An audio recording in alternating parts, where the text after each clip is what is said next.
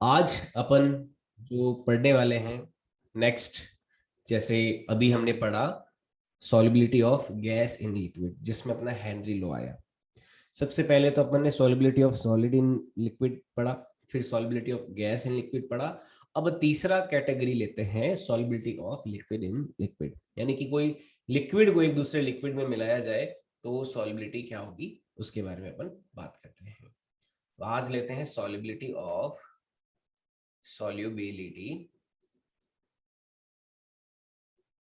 of liquid in liquid।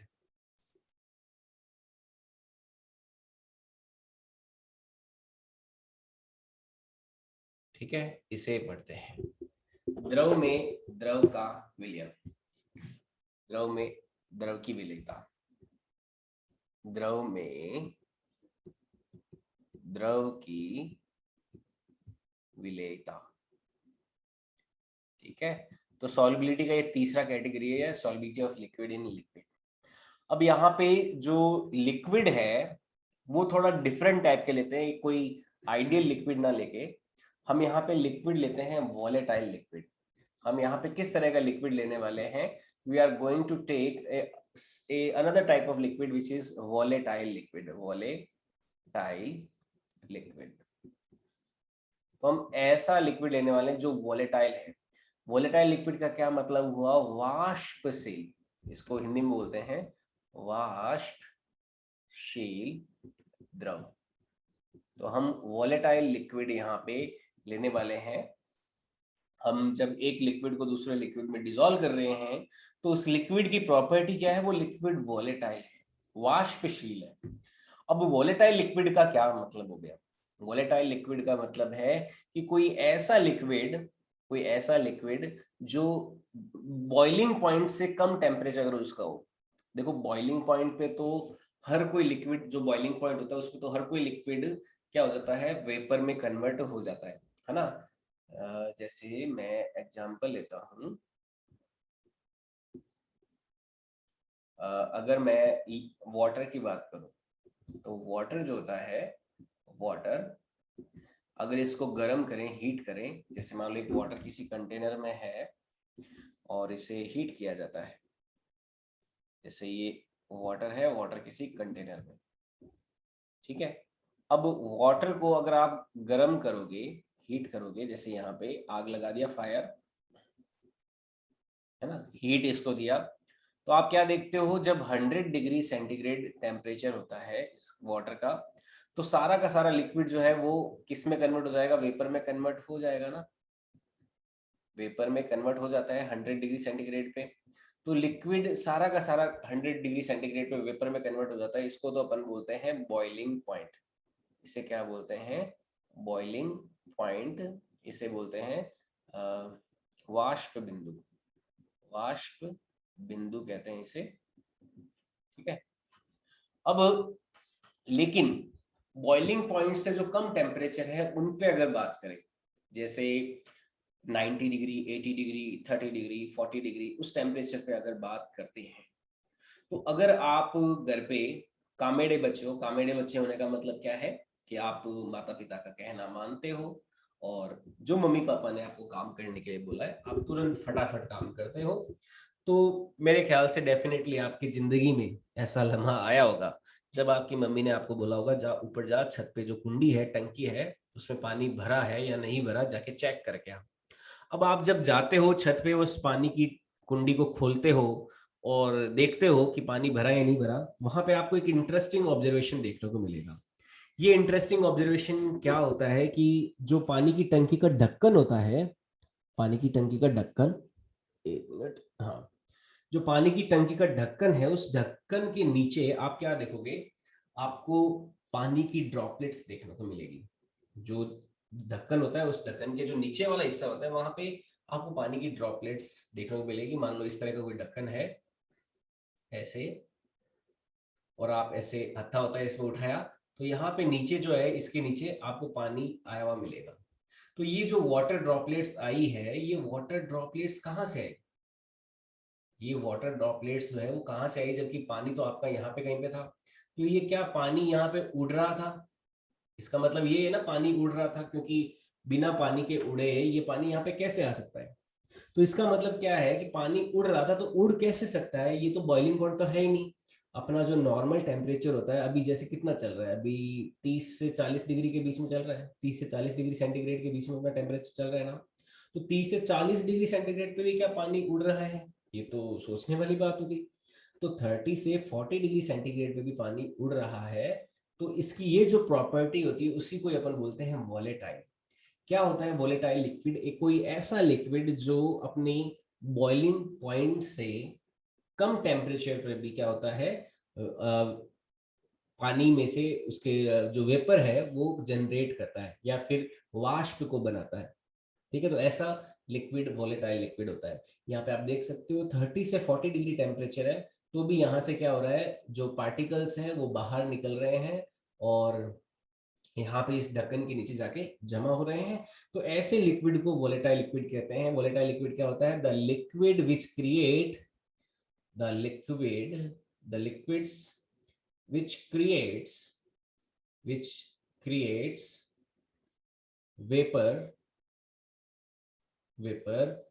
even at below temperatures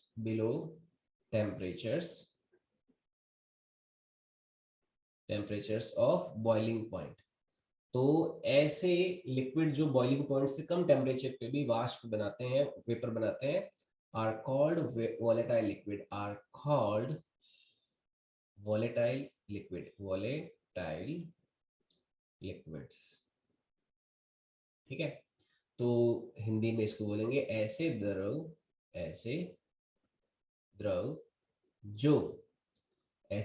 जो boiling point से कम तापमान पर भी वाष्प बनाते हैं, वे वाष्पशील द्रव कहलाते हैं। ठीक है, तो ये क्या कहलाते हैं? वोलेटाइल लिक्विड कहलाते हैं। अब इस केस में देखो वेपर ज्यादा नहीं होगी, बस डिफरेंस यही है कि जैसे जो वेपर आ रही है और यहाँ पे क्या होता है, देखो कंडेंसेशन होता है। तो यहाँ पे दोनों प्रोसेस होते हैं, एक तो वेपोराइजेशन भी हो रहा है और एक क्या होता है, कंडेंसेशन भी होता है। बस इसमें जैसे जैसे अपन टेम्परेचर बढ़ाते हैं, देखो यहाँ पे क्या होता है, यहाँ पे वेपोराइजेशन भी हो रहा होता है, वेपोराइजेशन भी हो रहा है, वाष्पीकरण भी हो रहा है और कंडेंसेशन भी हो रहा है, संघनन भी हो रहा है। तो वेपोराइजेशन और संघनन क्या है? वेपोराइजेशन में तो जो वाटर के मॉलिक्यूल्स हैं वो वाटर को छोड़ के, या फिर कोई जो वोलेटाइल लिक्विड जो है उस वोलेटाइल लिक्विड के मॉलिक्यूल्स वोलेटाइल लिक्विड को छोड़ के यहाँ पे वेपर फेज में आते हैं, उसको तो वेपोराइजेशन बोलते हैं। और कंडेंसेशन बोलते हैं कि वेपर के पार्टिकल्स वापस मिलके लिक्विड के अंदर डिसॉल्व हो रहे हैं, उससे बोलते हैं कंडेंसेशन। तो देखो जब टेम्परेचर कम होता है ना, जब टेम्परेचर थोड़ा होता है जैसे 20 डिग्री और 30 डिग्री 40 डिग्री, ऐसे टेम्परेचर पे बात करें तो जो रेट ऑफ वेपोराइजेशन यानी कि यहां से कितने नंबर ऑफ पार्टिकल्स जल्दी से जल्दी बाहर जा रहे हैं, तो रेट ऑफ वेपोराइजेशन जो है वो थोड़ी कम होती तो है लेकिन कम होती है। लेकिन जब और उसी केस में जो रेट ऑफ कंडेंसेशन है यानी कि पार्टिकल्स का मिलके वापस लिक्विड के अंदर आ जाना, वो रेट क्या होती है यहाँ पे, थोड़ी ज्यादा होती है कम टेम्परेचर पे। तो कम टेम्परेचर पे रेट ऑफ कंडेंसेशन ज्यादा होती है, लेकिन रेट ऑफ वेपोराइजेशन जो है वो कम होती है। लेकिन जैसे जैसे जैसे जैसे अपन टेम्परेचर बढ़ाएंगे, रेट ऑफ वेपोराइजेशन बढ़ने लगेगा, यानी कि पानी के अंदर या फिर लिक्विड जो है वोलेटाइल, उसके अंदर के मॉलिक्यूल्स उसको छोड़ छोड़ के बहुत तेजी से बाहर आने लगेंगे। कौन से केस में? जब टेम्परेचर इंक्रीज किया जाएगा। तो देखो यहाँ पे पूरा प्रोसेस समझना, इनिशियली तो क्या था, रेट ऑफ वेपोराइजेशन कम थी लेकिन रेट ऑफ कंडेंसेशन ज्यादा था। टेम्परेचर बढ़ाएंगे तो रेट ऑफ वेपोराइजेशन बढ़ेगी, रेट ऑफ कंडेंसेशन घटेगी। तो एक ऐसा समय आएगा कि रेट ऑफ वेपोराइजेशन इतनी ज्यादा हो जाएगी कि सारा का सारा लिक्विड क्या है, उड़ जाएगा, और उसी को अपन क्या बोलते हैं, बॉइलिंग पॉइंट बोलते हैं। तो बॉइलिंग पॉइंट पे तो क्या है, सारा का सारा लिक्विड जो है वो बॉईल हो जाता है, वो उड़ जाता है, वेपर में कन्वर्ट हो जाता है। लेकिन जो नॉर्मल अगर टेम्परेचर में बात करें तो थोड़ा थोड़ा वेपोराइजेशन होता रहेगा, और ऐसे ही लिक्विड को वोलेटाइल लिक्विड कहते हैं, वाष्पशील द्रव कहते हैं। ठीक है। और यहाँ पे बॉइलिंग पॉइंट के लिए आपने ध्यान रखना, बॉइलिंग पॉइंट एक ऐसा टेम्परेचर होता है जिसमें पूरा का पूरा लिक्विड जो है वेपोराइज हो जाता है। तो यहाँ पे एक मैं नोट लिख देता हूँ, boiling point is that temperature, boiling point is that temperature, that temperature at which whole of liquid vaporize।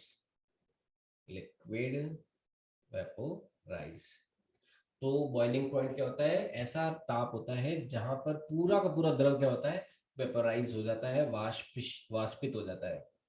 Boiling point वह ताप है जिस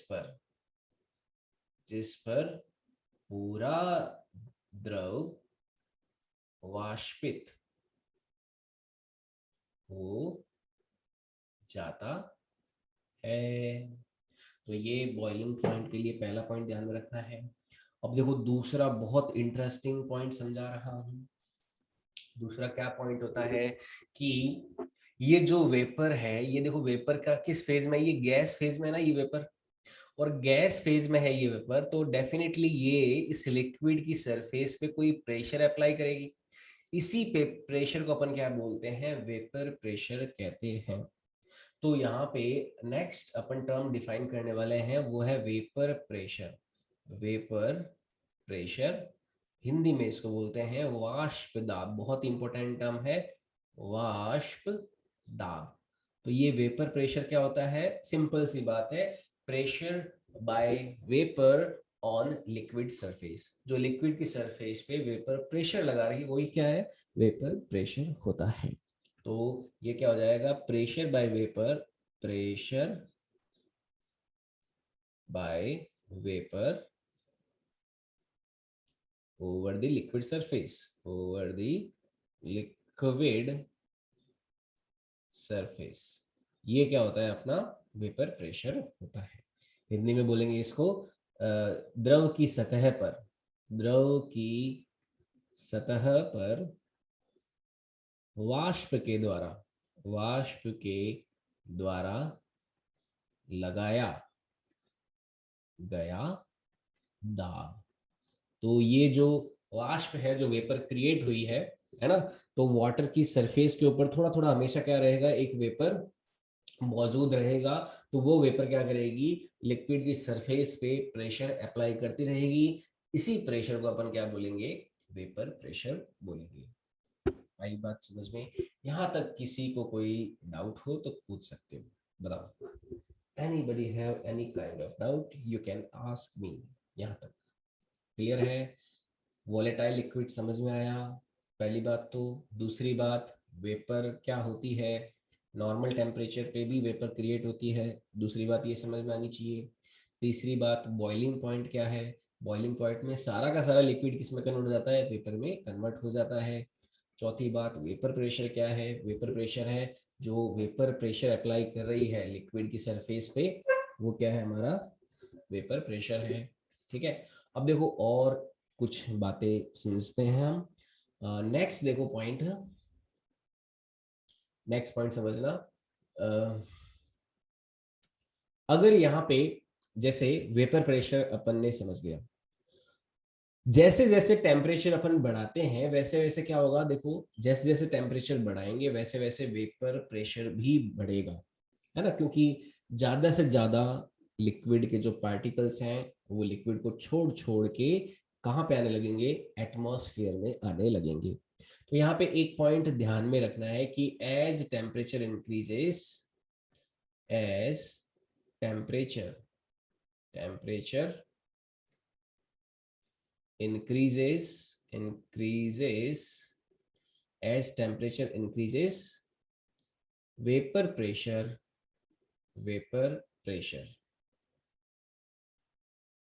also increases।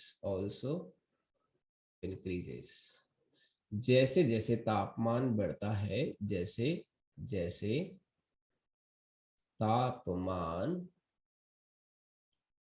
बढ़ता है, वैसे वैसे वैसे वैसे वाष्प दाब भी बढ़ता है। ठीक है, बहुत सिंपल सी बात है। क्यों? टेम्परेचर इंक्रीज करोगे तो वाटर के जो मॉलिक्यूल्स होंगे, लिक्विड के जो मॉलिक्यूल्स हैं, उनकी काइनेटिक एनर्जी बढ़ेगी। काइनेटिक एनर्जी बढ़ेगी तो ज़्यादा से ज़्यादा कोशिश उनकी क्या रहेगी, बाहर वेपर के अंदर आने की कोशिश कर रहेगी। तो जैसे जैसे अपन टेम्परेचर बढ़ाते हैं, वैसे वैसे वेपर प्रेशर भी बढ़ता है। अब देखो, एक बहुत ही इंपॉर्टेंट यहाँ पे कंसेप्ट, एक आइडिया बताने वाला हूँ कि जैसे जैसे आप टेम्परेचर बढ़ा रहे हो तो लिक्विड क्या चाहता है, लिक्विड चाहता है वो फैल जाए, लिक्विड चाहता है कि वो स्प्रेड आउट हो जाए, दूर दूर तक चला जाए। लिक्विड के पार्टिकल्स एक दूसरे के पास रहना नहीं चाहते टेम्परेचर जब बढ़ा रहे हैं तो उस वजह से प्रेशर बढ़ रहा है, लिक्विड का प्रेशर बढ़ रहा है, बढ़ रहा है, बढ़ रहा है। लेकिन उस लिक्विड को बांधे हुए कौन है, लिक्विड को एकदम कंडेंस फॉर्म में कौन रखा हुआ है, किसने रखा हुआ है? वो रखा हुआ है एटमॉस्फेयर ने। जो एटमॉस्फेयर है, एटमॉस्फेरिक प्रेशर जो है, एटमॉस्फेरिक प्रेशर, इसने क्या कर रखा है, इस लिक्विड को एकदम पैक करके रखा है कि नहीं तेरे को उड़ना नहीं है, नहीं उड़ना, तेरे को नहीं उड़ना, यहीं पे बैठा रहे, यहीं पे बैठा रहे, यहीं पे बैठा रहे। तो एटमॉस्फेरिक प्रेशर जो क्या कर रहा है, लिक्विड को वापस कंडेंस कर रहा है ना। यहाँ पे लिक्विड का जो वेपर प्रेशर है वो तो क्या कर रहा है, लिक्विड को उड़ाना चाहता है, लिक्विड को पूरी तरह से फैला देना चाहता है। लिक्विड का जो लिक्विड फेज है उससे ज्यादा से ज्यादा वो वेपर फेज में लाना चाहता है। लेकिन एटमॉस्फेरिक प्रेशर क्या करता है, लिक्विड को वापस कंडेंस कर रहा है, उसकी ड्रॉपलेट्स को वापस कंडेंस करके लिक्विड के अंदर भेज रहा है। लेकिन जैसे जैसे जैसे जैसे अपन टेम्परेचर इंक्रीज करेंगे, हमारा वेपर प्रेशर बढ़ेगा। अब एक ऐसा समय आ जाएगा कि वेपर प्रेशर क्या करेगा, जो एटमॉस्फेरिक प्रेशर उसको एक्सीड कर जाएगा। एक ऐसा समय आएगा ना जब वेपर प्रेशर एटमॉस्फेरिक प्रेशर को एक्सीड कर जाएगा। अब एटमॉस्फेरिक प्रेशर से भी ज्यादा हो गया वेपर प्रेशर, तो क्या अब लिक्विड को कोई रोकने वाला है उसको स्प्रेड आउट होने से, उसको वेपर की तरह से फैलने से? नहीं। जब लिक्विड का वेपर प्रेशर, उसका वाष्प दाब एटमॉस्फेरिक प्रेशर यानी कि वायुमंडलीय दाब से ज्यादा हो जाता है, तो सारा का सारा लिक्विड क्या होता है, वेपर में कन्वर्ट हो जाता है। क्यों? क्योंकि यहाँ पे एटमॉस्फेरिक प्रेशर क्या करता है, लिक्विड को कंडेंस करके, वोलेटाइल लिक्विड को कंडेंस करके वापस लिक्विड स्टेट में लाने का काम करता है। लेकिन वेपर प्रेशर क्या कर रहा है, उसको फैलाने का काम कर रहा है, उसको स्प्रेडिंग का काम कर रहा है। तो यहाँ पे जैसे जैसे अपन टेम्परेचर बढ़ाएंगे, वैसे वैसे जो वेपर प्रेशर है वो बढ़ेगा। तो वो बढ़ेगा, एक ऐसा समय आएगा जब वो एटमॉस्फेरिक प्रेशर से ज्यादा हो जाएगा। अब लिक्विड को कोई रोकने वाला नहीं है स्प्रेड आउट होने से, फैलने से। तो तुरंत वो क्या होता है, सारा का सारा वेपर में कन्वर्ट हो जाता है। किस पॉइंट पे? बॉइलिंग पॉइंट पे। तो यहाँ पे एक बहुत ही इंपॉर्टेंट पॉइंट आता है कि बॉइलिंग पॉइंट वाले टेम्परेचर पे क्या होता है, जो वेपर प्रेशर होता है वो एटमॉस्फेरिक प्रेशर के इक्वली हो जाएगा, है ना। बॉइलिंग पॉइंट अपन को कब मिलेगा, जब वेपर प्रेशर एटमॉस्फेरिक प्रेशर के इक्वल हो जाएगा। तो बॉइलिंग पॉइंट इज ऑब्टेन्ड, यहाँ पे नेक्स्ट पॉइंट देखो, ये ध्यान रखना, at boiling point, at boiling boiling point, जो एट बॉइलिंग पॉइंट है, मैं इसको शॉर्ट में लिख देता हूँ, at BP, at boiling point vapour pressure, vapour pressure of volatile liquid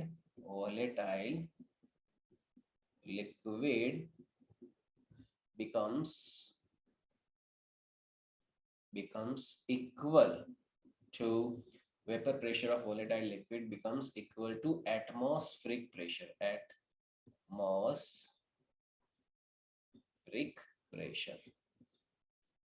तो ये एक चीज ध्यान में रखनी है कि बॉइलिंग पॉइंट पे जो वाष्प दाब है वो वायुमंडलीय दाब के बराबर हो जाता है। तो यहाँ पे एक पॉइंट ध्यान में रखेंगे कि बॉइलिंग पॉइंट पर वाष्प दाब वायुमंडलीय दाब के बराबर हो जाता है तो बॉइलिंग पॉइंट पर वाष्प दाब क्या होता है, वायुमंडलीय दाब के बराबर हो जाता है। तभी क्या होता है, सारा का सारा लिक्विड वेपर फेज में कन्वर्ट हो जाता है। तो ये कुछ इंपॉर्टेंट बातें हैं जो वेपर के लिए अपन को ध्यान में रखनी है। अब देखो नेक्स्ट जो पॉइंट है, अच्छा जो वायुमंडलीय दाब होता है वो कितना होता है आपको पता होना चाहिए, 1 atm होता है ना। नॉर्मल कंडीशन में अपने आसपास कितना होता है वायुमंडलीय दाब, 1 atm होता है ना। और 1 atm जो है वो किसके, 1 atm के भी कई सारे यूनिट होते हैं। जैसे जो वायुमंडलीय दाब है वो 1 atm होता है, और ये 1.013 इंटू 10⁵ न्यूटन पर मीटर स्क्वायर के बराबर होता है। ये एटमॉस्फेरिक प्रेशर के वैल्यूज होती है। तो हमारा वेपर प्रेशर भी क्या हो जाता है, जैसे 100 डिग्री सेंटीग्रेड पे जो वाटर की वेपर है वो इतना प्रेशर क्रिएट कर देती है, उसी वजह से उसको रोकने वाला कोई है नहीं। पहले तो एटमॉस्फेरिक प्रेशर उसको दबा के रखवा था, चुप बैठ जा नीचे, चुप बैठ जा नीचे। लेकिन अब ये भी क्या है, अपनी आंखें दिखाने लगेगा, अपना जोश दिखाने लगेगा कि नहीं मेरा भी प्रेशर तेरे से एक्सीड कर गया है, अब मेरे को तू उड़ने से नहीं रोक सकता, मेरे पर निकल आए हैं, मेरा टेम्परेचर बढ़ गया है तो मैं भी उड़ जाऊंगा। तो इस समय 100 डिग्री सेंटीग्रेड पे वाटर उड़ जाता है। तो किसी भी बॉइलिंग पॉइंट पे क्या होता है, उस लिक्विड का, उस वोलेटाइल लिक्विड का जो वेपर प्रेशर है वो एटमॉस्फेरिक प्रेशर के इक्वल हो जाता है, तो वो उड़ जाता है। बस यही होता है। तो ये अपन को ध्यान में रखना है, ये वाला पॉइंट। ठीक है। अब तीसरा पॉइंट बहुत इंपॉर्टेंट पॉइंट है वेपर प्रेशर के बारे में। वेपर प्रेशर एक ऐसा फिनोमिना है जो केवल और केवल लिक्विड के टेम्परेचर पर डिपेंड करता है। जैसे इक्विलिब्रियम कांस्टेंट होता है ना, तो इक्विलिब्रियम कांस्टेंट जैसे केवल और केवल टेम्परेचर पर डिपेंड करता है, वो आपका रिएक्टेंट कितना है, प्रोडक्ट कितना है, उस पर डिपेंड नहीं करता। वेपर प्रेशर में जो आपका इक्विलिब्रियम कांस्टेंट है, सॉरी, वो किस पे डिपेंड करता है, केवल और केवल आपके रिएक्टेंट और प्रोडक्ट के कंसेंट्रेशन पर डिपेंड ना करके केवल आपके टेम्परेचर पर डिपेंड करता है। वैसे ही वेपर प्रेशर भी केवल और केवल टेम्परेचर पर डिपेंड करता है, लाइक एज इक्विलिब्रियम। जैसे मैं आपको यहाँ पे एक एग्जाम्पल से समझाता हूँ। जैसे एग्जाम्पल के तौर पे ये मान लो कोई वोलेटाइल लिक्विड लिया मैंने, वाटर ही ले लिया मान लो, ठीक है, ये वाटर ही ले लिया हमने, कोई वोलेटाइल लिक्विड ऐसे। अब यहां से लिक्विड जो है कुछ बाहर आ रहा है ई वेपोराइज होके, और कुछ लिक्विड अंदर जा रहा है वापस कंडेंस होके। ठीक है। तो मान लो मैं H2O का एग्जांपल लेता हूँ। यहाँ पे तो H2O है लिक्विड फेज में, और यहाँ पे है H2O गैस फेज में। ठीक है, यहाँ पे H2O गैस फेज में, यहाँ पे H2O लिक्विड फेज में है। तो ये ई वेपोराइजेशन हो रहा है, और यहाँ पे H2O गैस फेज में यानी कि वेपर फॉर्म में है, और यहाँ पे H2O क्या है, एक लिक्विड फेज में मान लीजिए।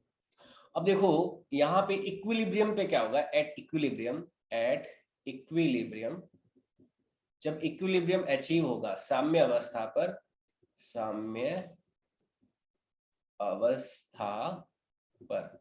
इक्विलिब्रियम में देखो क्या होगा, जो रेट ऑफ इवेपोराइजेशन होगी वो रेट ऑफ कंडेंसेशन के इक्वल हो जाएगी, यानी कि फॉरवर्ड डायरेक्शन में रेट जो है वो बैकवर्ड डायरेक्शन में रेट के बराबर हो जाती है। तो इक्विलिब्रियम पे क्या होगा, मैं इसको ऐसे लिख सकता हूँ, जो H2O लिक्विड है वो किस में कन्वर्ट हो रहा है, H2O गैस में कन्वर्ट हो रहा है, H2O गैस में कन्वर्ट हो रहा है ना। ठीक है। तो इक्विलिब्रियम में ये रेट ऑफ कंडेंसेशन और रेट ऑफ इवेपोराइजेशन दोनों बराबर हो गई। अब इस रिएक्शन के लिए अगर मैं Kp लिखता हूं, Kp क्या होता है, इक्विलिब्रियम कांस्टेंट फॉर प्रेशर। तो मैं क्या लिखूंगा, इस गैस का मान उस समय मान लो इसका प्रेशर P है, अब इसका प्रेशर तो 0 होगा ना, लिक्विड का तो कोई प्रेशर होता नहीं है। तो यहाँ पे केवल क्या आ जाएगा, ये P ही आ जाएगा। तो यहाँ पे Kp क्या हो जाएगा, जो H2O का प्रेशर है वही हमारा क्या हो जाएगा, H2O जो गैस फेज में है वही क्या हो जाएगा, हमारा इक्विलिब्रियम कांस्टेंट हो जाएगा Kp, है ना। Kp क्या होता है, Kp होता है प्रेशर के लिए इक्विलिब्रियम कांस्टेंट। तो Kp बराबर क्या हो गया, P के बराबर ही हो जाएगा। यानी कि यहाँ पे बहुत इंपॉर्टेंट पॉइंट आपको ध्यान में रखना है कि जो वेपर प्रेशर है किसी भी वोलेटाइल लिक्विड का, वो उसका इक्विलिब्रियम कांस्टेंट ही होता है। तो नेक्स्ट इंपॉर्टेंट पॉइंट देखो ध्यान में रखना, कि vapour pressure of A volatile liquid is its equilibrium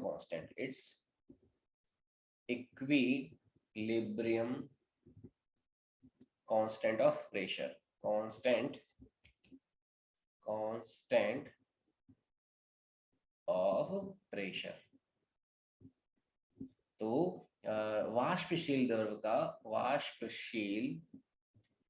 द्रव का जो वीपी है, वो मैं वेपर प्रेशर को आगे वीपी के नाम से डिनोट करूंगा क्योंकि अभी वेपर प्रेशर ही चलने वाले आगे तक। वाष्पशील द्रव का वीपी इसके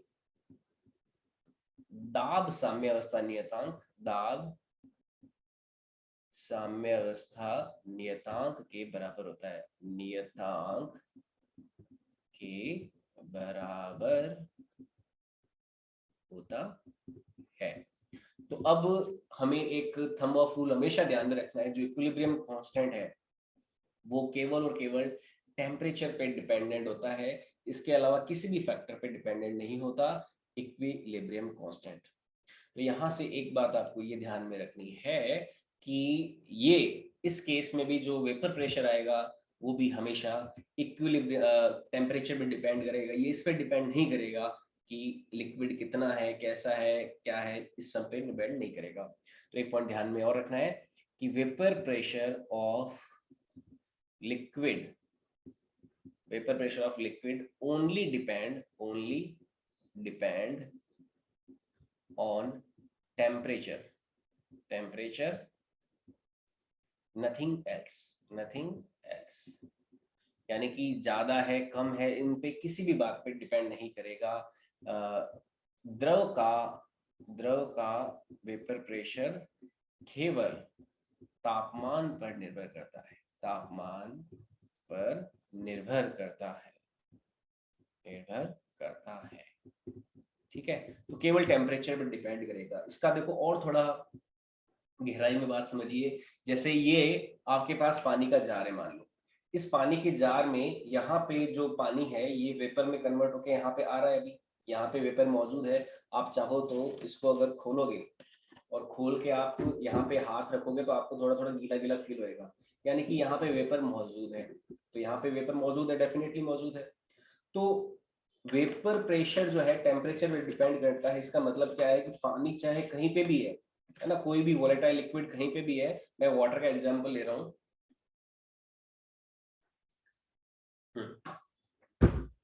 तो वाटर कहीं पे भी है, चाहे वो गिलास में है, चाहे वो जार में है, चाहे वो समुद्र में, चाहे कुएं में है, चाहे तालाब में, चाहे कुंडी में, चाहे नाली में, कहीं पे भी कोई भी वेपर है, कोई भी वाटर अगर मौजूद है, तो उन सभी का जो वेपर प्रेशर है वो फिक्स होगा किसी फिक्स टेम्परेचर पे। अगर मैं 50 डिग्री सेंटीग्रेड पे कुंडी का पानी है उसका वेपर प्रेशर देखूं, नाली का पानी है, समुद्र का पानी, किसी भी जगह का, किसी भी सैंपल का कहीं पे भी मौजूद है, कम है, ज्यादा है, कुछ भी है, उन सभी का वेपर प्रेशर क्या होगा, सेम ही होगा, अलग अलग नहीं होगा। क्यों? क्योंकि वेपर प्रेशर क्वांटिटी पर निर्भर नहीं करता। अगर आपको पूछा जाए कि भाई वेपर प्रेशर किसका ज्यादा होगा, कोई अगर मान लो कुंडी में पानी है, तालाब का पानी है, उसका वेपर प्रेशर ज्यादा होगा, या फिर समुद्र का वेपर प्रेशर उसका ज्यादा होगा, किसी एक फिक्स टेम्परेचर की बात करें तो अगर दोनों वाटर का टेम्परेचर सेम है तो दोनों का वेपर प्रेशर भी क्या होगा, सेम ही होगा, अलग अलग नहीं होगा। ये बात आपको ध्यान में रखनी है। तो वेपर प्रेशर के बारे में मैंने आपको सारे आइडियाज बता दिए। हाँ पूछो, सवाल पूछो, बताओ। सर मैं पूछ रहा हूँ सर, इवापोरेट ज्यादा बहते पानी में होता है या रखे हुए पानी में? नहीं, इवेपोराइजेशन जो है वो भी केवल और केवल टेम्परेचर पे डिपेंड करता है। और एक इवेपोराइजेशन की जो रेट है वो तो देखो टेम्परेचर पे डिपेंड करती है, लेकिन कितना इवेपोराइज होगा वो आपके सरफेस एरिया पे भी डिपेंड करता है। अगर आप सरफेस एरिया बढ़ा देते हो जैसे तो वहां उस केस में भी इवेपोराइजेशन ज्यादा होने लगता है ना। लेकिन किसी पर्टिकुलर जगह पे अगर मैं वेपर प्रेशर की बात करूं, देखो इवेपोराइजेशन का रेट जो है वो बढ़ जाता है अगर सरफेस एरिया बढ़ता है, लेकिन यहाँ पे जब वेपर बन के आ जाएगी तो उस वेपर का जो प्रेशर है वो हमेशा फिक्स रहेगा सभी जगह पे। जैसे मैं बात करूं कि एक मिनट, अगर ग्लास में इवेपोराइजेशन देखें तो उसका सरफेस एरिया कम है, ग्लास में जो पानी है, तो इवेपोराइजेशन कम हो रहा होगा, लेकिन वेपर भी तो कम बनेगी, कम वेपर बनेगी तो, लेकिन वो ग्लास के कम वॉल्यूम में ज्यादा वेपर बनी एक तरह से यहाँ पे, तो वो जो प्रेशर लगाएगी वो उतना ही लगा लेगी जितना समुद्र में पानी जो है उसके ऊपर जो वेपर बनी है, क्योंकि वो वेपर पूरी तरह से फैली हुई होगी। लेकिन अगर मैं प्रेशर की बात करूं, वेपर प्रेशर की, तो वो समुद्र वाले पानी में और ग्लास वाले पानी में दोनों में सेम ही होगा, वो अलग अलग नहीं होगा। ठीक है, इवेपोराइजेशन कई तरह के प्रिंसिपल पे डिपेंड करता है। तो आपको बस एक बात ध्यान में रखनी है, वेपर प्रेशर जो होता है वो केवल और केवल टेम्परेचर पर डिपेंड करता है। टेम्परेचर बढ़ाते हो तो वेपर प्रेशर बढ़ता है, टेम्परेचर घटाते हो तो वेपर प्रेशर घटता है। ठीक है, और किसी भी लिक्विड का वेपर प्रेशर इसका इक्विलिब्रियम कांस्टेंट होता है, और बॉइलिंग पॉइंट पे वेपर प्रेशर किसके बराबर हो जाता है, एटमॉस्फेरिक प्रेशर के बराबर ही हो जाता है। ये मोस्ट इंपॉर्टेंट पॉइंट है, आईआईटी एडवांस के क्वेश्चन बनते हैं इस एक छोटे से पॉइंट्स का यूज करते हुए। ठीक है, तो ये सारे इंपॉर्टेंट पॉइंट है वैसे वेपर प्रेशर के बारे में, क्योंकि अगर आपको ये वाला पार्ट पूरा समझना है तो वेपर प्रेशर को आपको समझना बहुत ज्यादा नेसेसरी है। ओके, आई बात समझ में? ये है हमारा वेपर प्रेशर। अब आगे लेते हैं, जैसे हमने किसी गैस की लिक्विड में जो सॉल्युबिलिटी होती है उसके लिए हेनरी लॉ दिया था, वैसे ही एक राउल्स थे, राउल्स ने एक नियम दिया था, उसे अपन पढ़ते हैं। तो नेक्स्ट लेते हैं राउल्स लॉ। राउल्स लॉ, ये राउल्स लॉ किसके लिए दिया जाता है, कोई वॉलेटाइल लिक्विड दूसरे वॉलेटाइल लिक्विड में जब मिलाया जाता है तो उसके लिए देते हैं Raoult's law. Raoult's law, Raoult का नियम, इसे समझते हैं। राउल्ट का नियम, तो राउल्ट ने क्या बोला, जैसा हेनरी ने बोला था वैसा ही राउल्ट ने लगभग सेम है, लगभग ऑलमोस्ट 99% सेम है यहाँ पे राउल्ट का लॉ और हेनरी का लॉ।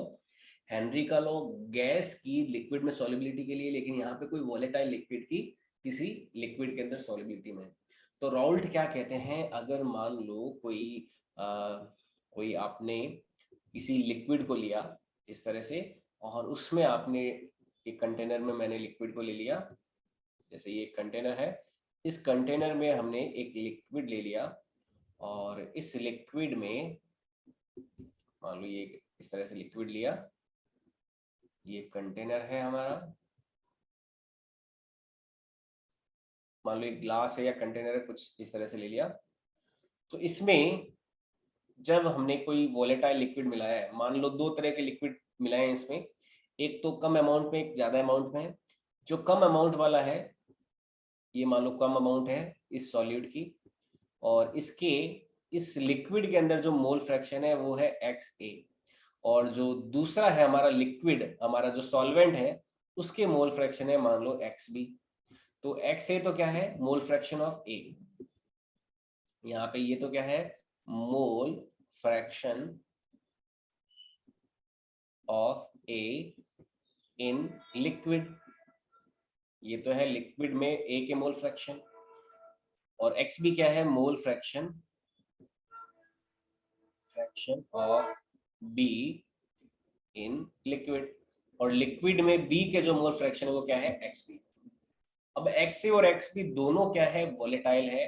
अब दोनों वोलेटाइल है तो A के पार्टिकल्स जो है वो भी उड़ उड़ के यहाँ पे आएंगे, उड़ उड़ उड़ यहाँ पे आएंगे, क्योंकि मैंने बताया कि कोई भी नॉर्मल टेम्परेचर हो तो उस नॉर्मल टेम्परेचर पे वेपर क्रिएट करना इनका स्वभाव है। तो A अपना वेपर क्रिएट करेगा और B भी अपना वेपर क्रिएट करेगा। A और B दोनों वोलेटाइल लिक्विड है, उनका हमने एक सॉल्यूशन लिया। तो जब A और B दोनों का हमने वोलेटाइल सॉल्यूशन लिया तो A अपनी वेपर क्रिएट करेगा और B अपनी वेपर क्रिएट करेगा। ये हो गई वेपर ऑफ B, ये तो है वेपर ऑफ B, और दूसरा वाला ये है वेपर ऑफ A, ये जो है ये हो गई वेपर ऑफ A। ठीक है, तो A और B दोनों ने क्या किया है, अपनी अपनी वेपर क्रिएट कर ली। अब वेपर जब क्रिएट की है तो ए जो है वो अपना खुद का वेपर प्रेशर लगाएगा। ए जो है अपना खुद का एक पार्शियल वेपर प्रेशर बोल सकता हूँ। वैसे तो देखो ए का प्रेशर कुछ होएगा, मान लो ये पीए है, पीए क्या है, पार्शियल वेपर प्रेशर ऑफ ए, है ना। जैसे गैस, मिक्सचर ऑफ गैसेस के केस में लिया था तो उसमें एक गैस पीए अपना पार्शियल प्रेशर लगा रही थी, ठीक वैसे ही यहाँ पे जो वेपर्स का मिक्सचर है उसमें ए जो अपना पार्शियल प्रेशर लगा रही है वो मान लीजिए पीए है, और जो बी अपना पार्शियल प्रेशर लगा रही है उसको मान लो दे दिया अपना नाम पी बी, तो पीबी हो गया। तो ए और पीए और पीबी क्या है, partial vapour pressures of A and B. यहाँ पे पीए और पीबी क्या है, partial vapour pressure. Partial, partial क्यों यूज किया, मैंने पहले ही बताया था लास्ट क्लास में कि अगर मिक्सचर ऑफ गैसेस हो तो पार्शियल यूज किया जाता है, यहाँ पे मिक्सचर ऑफ वेपर है तो अपन पार्शियल यूज करेंगे।